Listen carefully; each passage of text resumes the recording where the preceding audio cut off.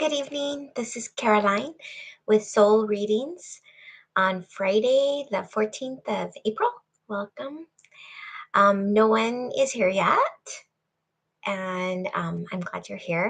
My tech guy is working on discovering if there is a way to schedule a stream on YouTube and actually run it without using a third party. I may have to get OBS or something like that to have a scheduled live stream actually work. So we'll see what he comes up with. Seems like YouTube would want people to keep on YouTube to do the scheduled live streamings, but I don't know. Maybe they don't. Um, if you have a question or something that you want to present or ask to the archangels, you can just write it in the chat section. Um, and otherwise, we'll just kind of see um, what they have on the agenda for today. Oh, hi, Chinli. Oh, to listen. If you have a question, also just pipe up. No problem. Um,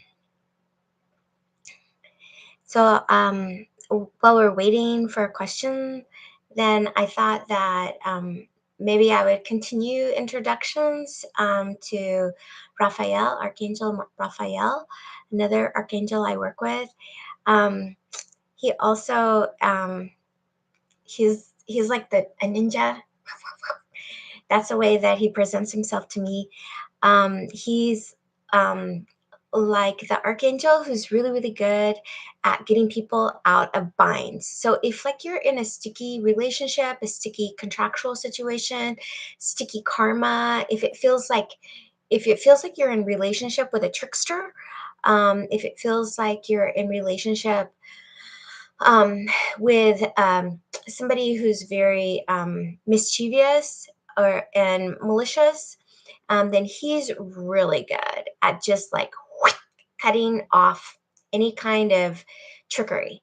Some energies are just like they want you to get tangled up in them. They're like, oh, they find intrigue. They're like, oh, you're trying to get rid of me. I'm going to play a trick on you. So that it seems like they entangle themselves more and then they cause you to come into the entanglement.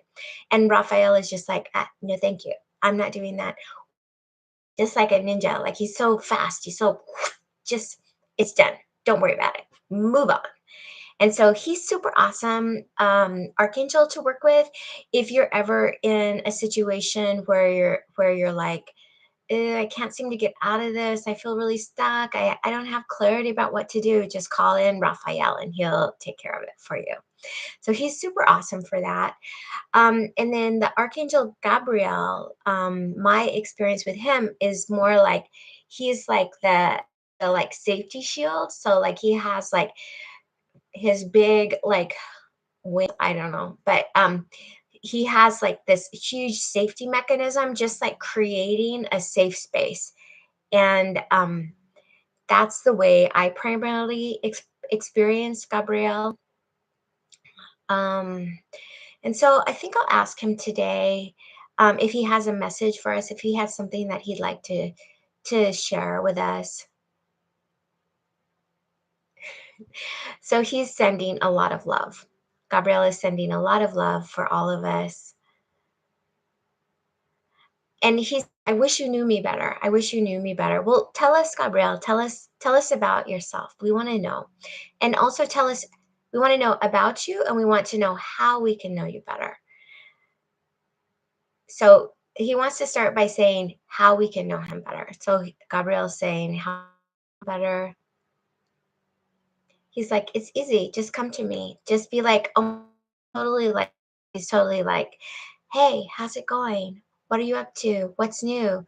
Like the archangels are awesome because they're just like, just ask me about myself and I'll tell you. It's not a big secret. You don't have to go through any kind of magical process. Um, oh, um, so Jin Lee is saying, does each archangel feel different? How do you distinguish them? Well, Okay, so everybody has a different way of perceiving stuff, and so some people primarily hear things, some people primarily see things, people feel things, some people smell things. There's like a bunch of different ways that you can perceive. And so and so one way to kind of understand and develop these skills in yourself, I think, is drawing. And so it's kind of like an automatic drawing. You can do automatic writing too, and just like open yourself up and say, Spirit or a specific archangel. So we were talking about Gabriel. So you could manifest yourself to me. And then you could just like draw whatever comes into your hand. And that's one way of doing it. Or you could write, and you could be writing, and you could ask Gabrielle, tell me about yourself. And then just like with automatic writing, it's not like your hand is moving by itself. It's just that you've kind of like clicked out of the conscious mind, and you're kind of like you're into the meditative mind. And so you're kind of listening with your heart, listening with your big ears, and then allowing that information to come through you. Um, so for me, I practiced both of those things like a really long time, for years. And then now I feel like, oh, I kind of like don't need those things anymore, because they're kind of like tools. They're tools to help us learn. And then once we learn, then it's easier just to connect, because it's like a friend, right? It's like a friend, and you know their voice. And I have when I perceive like Gabrielle or one of the other archangels, then I perceive them in a kind of the same way every time. Like they look the same to me every time, but I think they look different to other people because it's like they're not hung up on that. They're not like, oh, this is the way I look, or this is the way I am. It's more like relationship that they're interested in. They want to have they want to make it easy for us. They're not egocentric at all. And so they're like, how can I make it easy for you to know me? They want to be like approachable, right? And so what we do is just open up and receive. And so a good way to start receiving is by drawing or by writing, and just asking for help. And the main thing is to trust. So don't be like, oh, I don't know if I'm right or wrong. Oh, what am I? Is it me? Is it someone else? Like, how am I? Is this really? No, don't do that. Just be like, well, I'm moving forward with curiosity. I'm just going to do this thing, and let's see, and just kind of move forward in trust. So it reminds me a lot of when I was in chiropractic college, and just learning how to palpate or feel like the muscles, the bones, the nerves, the tendons, ligaments, all that stuff. And we would have to feel like what it what movement pattern is there in a joint. And then we would feel it, we would name it, and then the teacher would come and check it, and we would be like, well, what is it? And the teacher would say, no, I'm not telling you. The teacher would say, you have to learn to trust yourself. And so I think it's the same process, without like external reference points, right? So like like the Kung Bushmen, they their babies don't wear diapers. The mom, carries the baby, and then when the baby needs to pee or poop, she lifts the baby away so that they can pee or poop, and then they're fine. She carries them again. And the anthropologist said, well, make any how do you know when your baby has to pee or poop? Who knows that? And the Kung mother said, how do you know you have to pee or poop?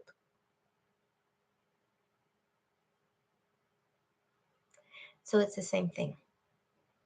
How it Like Michael said before, it's we know him as we know ourselves. We know ourselves as we know him. That we come into this trust, this greater knowing of ourself, of the guides, so that we don't have to have someone on the outside say, oh, the color changed on the diaper. That means my baby wet the diaper. But I have no idea when the baby wet the diaper, or, how long the baby, didn't wet the diaper, or, anything like that. Because we're not used to tuning into the right things. And so it's just a matter of practice to learn how to tune into the right things.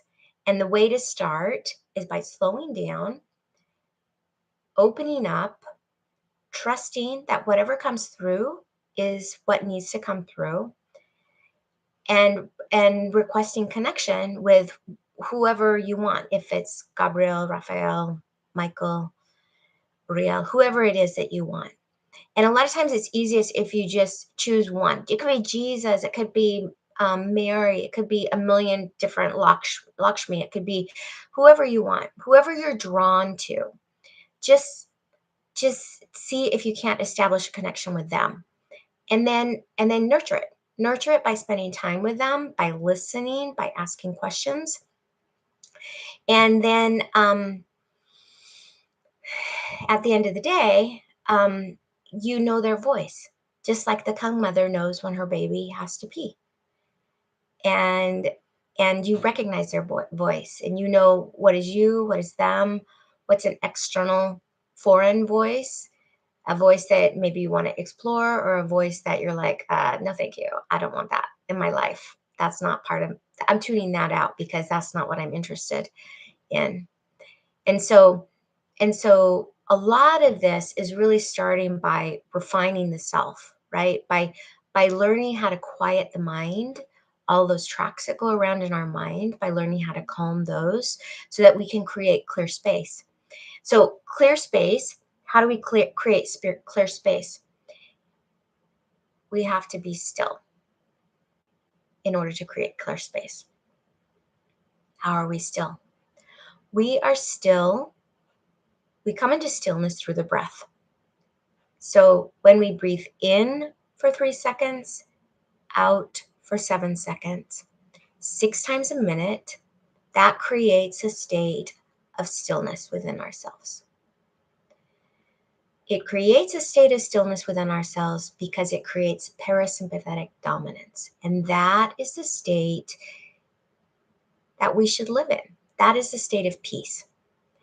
And so it just brings our body back to its normal physiologic baseline. What is that saying? It's saying that we are meant to be connected with the divine in us, outside of it. I mean, there's no difference, right? In, out. That's what Michael keeps saying. Like there's no line that says, here you are, here I am. No.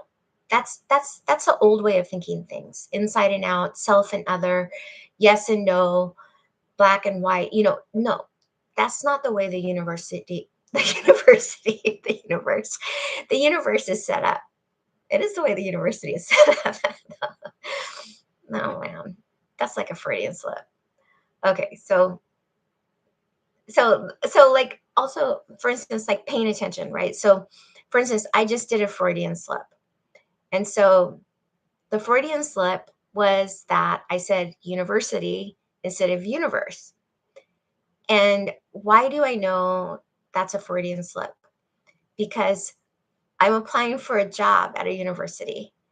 And I know that universities are more kind of categorical and regimented and truth, fiction, yes, no. They're more dichotomizing or categorizing, however you want to say it.